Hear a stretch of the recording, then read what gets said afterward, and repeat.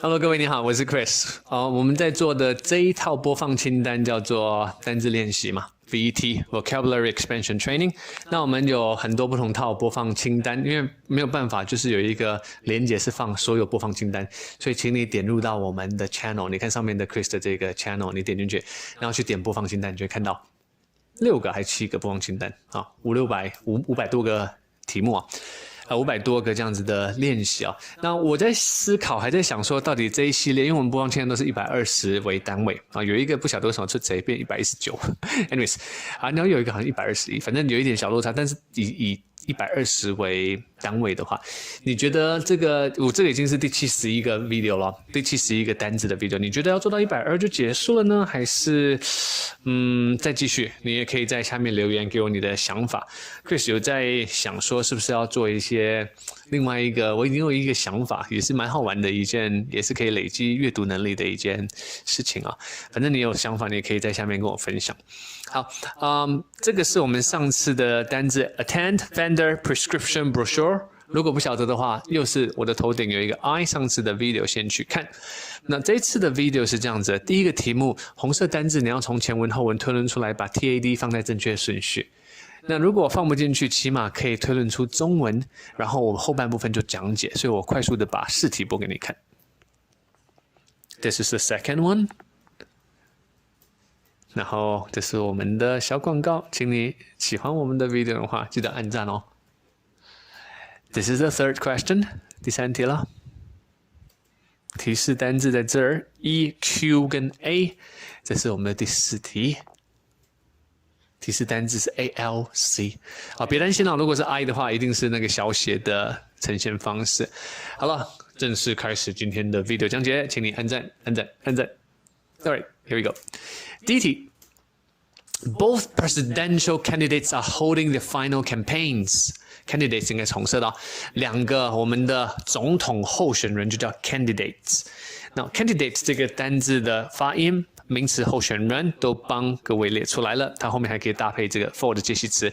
他們都在舉辦，就叫 holding final campaigns。campaign 就是一個活動，競選活動啊，競選晚宴、造勢活動都沒有用 campaigns。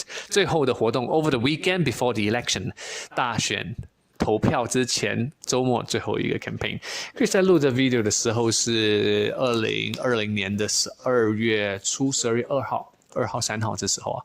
還是3號、4號的時候，那我們這時候的美國大選總統已經結果塵埃落定啊，已經確定了，已經確定是這個拜登了嘛，啊，川普跟拜登這個選舉。anyways 這個在句子來造他們兩個。Hello, I'd like to make an appointment with Dr. Sun for December 5th at 11 a.m. 我想要跟孫醫生12月5號11點鐘來做一個預約。這句話我相信很多同學會。那不曉得的同學，你幫我一定要把這整句學起來，套用。你到時候人替換，不要 Dr. Sun， 你跟你的經理啊，你跟你的教授。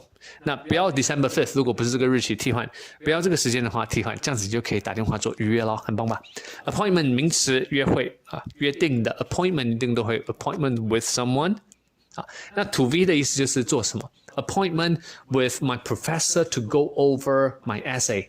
我跟我的教授做了一個預約，來去檢討我的這個論文啊，我的這個文章。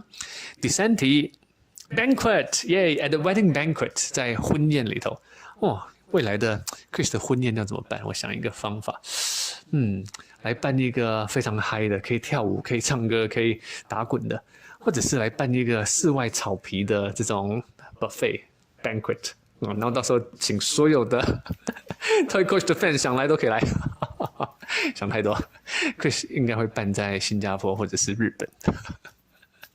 好，不可以再透露了。The bride and the groom danced and sang before the feast was served 。隨便說說的。那個新娘叫 bride，groom 叫新郎 ，danced 跳舞、唱歌 sang， 在這個宴會啊，就叫 feast 上菜之前，他們就在那邊唱歌跳舞，有點紅啊。名詞 banquet 宴會啊。最後一題啊 ，parcel。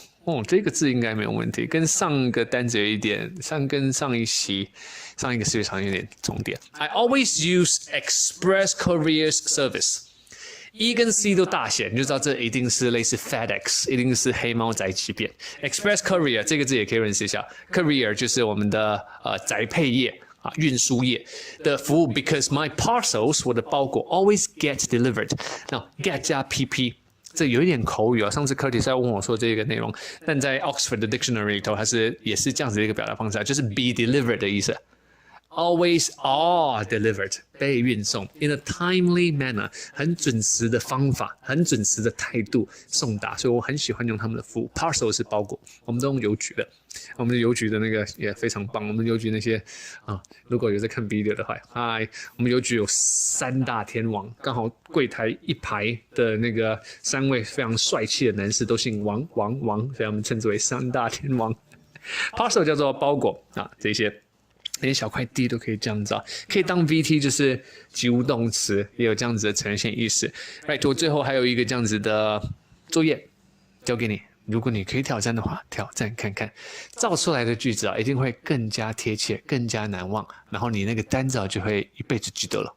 Alright， 我是 Chris， 我是各位的 Toy Coach， 我們在頻道裡頭做英文的支持，幫你做英文的加強，請大家一定要把英文能力提升。